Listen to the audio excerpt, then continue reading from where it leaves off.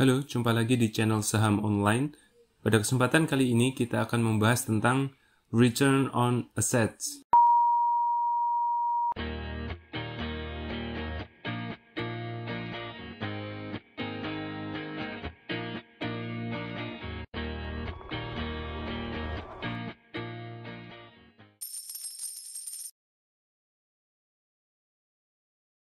Return on Assets atau dalam bahasa Indonesia sering disebut dengan tingkat pengembalian aset. Return on Asset ini adalah rasio profitabilitas yang menunjukkan presentasi keuntungan atau laba bersih yang diperoleh perusahaan sehubungan dengan keseluruhan sumber daya atau rata-rata jumlah aset. Return on Assets atau sering disingkat dengan ROA ini adalah rasio yang mengukur seberapa efisien suatu perusahaan dalam mengelola asetnya untuk menghasilkan laba selama suatu periode. ROA dinyatakan dalam persentase. Dapat dikatakan bahwa satu-satunya tujuan aset perusahaan adalah menghasilkan pendapatan dan tentunya juga menghasilkan keuntungan atau laba bagi perusahaan itu sendiri. Rasio ROA atau Return on Assets ini dapat membantu manajemen dan investor untuk melihat seberapa baik suatu perusahaan mampu mengkonversi investasinya pada aset menjadi keuntungan atau laba. Tingkat pengembalian aset atau Return on Assets ini sebenarnya juga dapat dianggap sebagai imbal hasil investasi atau Return on Investment bagi suatu perusahaan. Kenapa? Karena pada umumnya aset modal atau capital assets seringkali merupakan investasi terbesar bagi kebanyakan perusahaan. Dengan kata lain, uang atau modal diinvestasikan menjadi aset modal dan tingkat pengembaliannya atau imbal hasilnya diukur dalam bentuk laba atau keuntungan yang diperoleh. Tingkat pengembalian aset atau Return on Assets ini berbeda-beda pada industri yang berbeda. Industri yang padat modal seperti industri kereta api, industri pertambangan, dan industri alat elektronik berteknologi tinggi akan menghasilkan tingkat pengembalian aset yang rendah. Hal ini dikarenakan industri-industri tersebut memerlukan aset-aset berharga mahal untuk melakukan bisnisnya. Sedangkan industri yang bukan padat modal seperti industri perangkat lunak atau industri jasa akan menghasilkan tingkat pengembalian aset atau rasio ROA yang tinggi. Karena industri-industri tersebut tidak memerlukan aset-aset yang berharga mahal.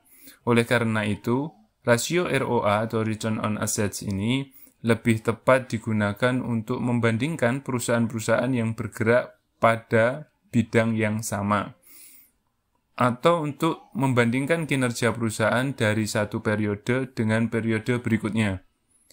ROA atau Return on Assets atau tingkat pengembalian aset ini dihitung dengan cara membagikan laba bersih perusahaan, biasanya pendapatan tahunan, dengan total asetnya dan ditampilkan dalam bentuk persentase. Ada dua cara umum dalam menghitung ROA, yaitu dengan menghitung total aset pada tanggal tertentu atau dengan menghitung rata-rata total aset average total assets. Nah, berikut ini adalah rumus ROA, Return on Assets atau tingkat pengembalian aset. Return on Assets atau ROA adalah sama dengan laba bersih setelah pajak dibagi total aset atau rata-rata total aset. Nah, berikut ini adalah contoh perhitungan ROA atau Return on Assets ini ya. Misalkan ya, berdasarkan laporan keuangan per tanggal 31 Desember 2016, laba bersih atau net income PT Waskita Karya Persero Tbk adalah 1,713 triliun rupiah. Sedangkan total asetnya adalah sebanyak 61,433 triliun rupiah. Berapa ROA atau Return on Assets, tingkat pengembalian aset PT Waskita Karya Persero Tbk pada tahun itu, 2016? Nah, jawabannya adalah, perhatikan perhitungannya, ROA sama dengan laba bersih setelah pajak dibagi total aset atau rata-rata total aset. Jadi ROA sama dengan 1,713 triliun dibagi 61,433 triliun. Nah, artinya ROA sama dengan 2,79%. Jadi ROA PT Waskita Karya Persero Tbk ini dengan kode yang punya kode Waskita WSKT ini adalah sebesar 2,79 ya pada tahun 2016 pada saat itu. Nah, seperti yang disebutkan ini, rasio return on assets ini berguna untuk mengukur seberapa efisiennya suatu perusahaan untuk dapat mengubah uang yang digunakan untuk membeli aset menjadi laba bersih. Rasio yang lebih tinggi menunjukkan bahwa perusahaan tersebut lebih efektif dalam mengelola asetnya untuk menghasilkan jumlah laba bersih yang lebih besar. ROA akan sangat bermanfaat apabila dibandingkan dengan perusahaan yang bergerak di industri yang sama. Karena industri yang berbeda akan menggunakan aset yang berbeda dalam menjalankan operasionalnya. Misal, perusahaan tambang harus menggunakan peralatan yang besar dan mahal, sementara perusahaan perangkat lunak, software house, hanya menggunakan komputer dan server dalam menjalankan bisnisnya. Sampai sini paham ya?